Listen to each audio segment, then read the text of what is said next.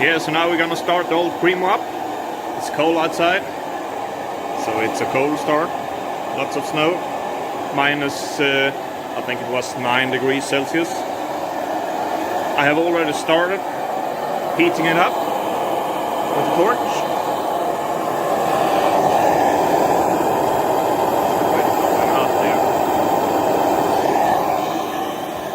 It takes around 10 to 15 minutes to heat them up.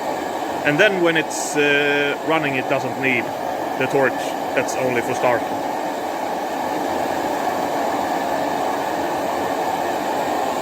I don't have any coolant in it now, so I'm just gonna run it for a minute. I have adjusted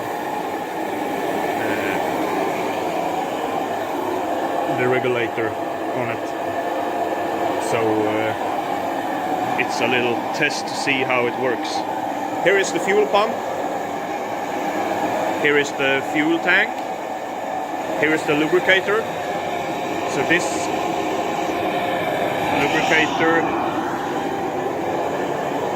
runs on this rod, and this is going back and forwards. So this goes like this, and every revolution it does, it drips a couple of oil drips down to the cylinder and lubricates it. Here is the water pump. Water going in here, pumps by the piston, and here's some check valves in here, and the water goes down to the cylinder, cools the cylinder off and out through this pipe and in to the cooler. The fuel pump is so simple it can be, just one piston. You can run it manually with this lever here, and this, it's just a piston with 2 check valves here. So oil in, oil out to the injector. This one is for bleeding the system. You can see if I open that and running the pump manually, it should squirt out some oil. Close that. Injector. So this is a Primo made in Kristiala, Sweden. 35 horsepower, number 1791, 315 RPMs. Yeah, I'm gonna put the camera up and we'll see if it wants to start.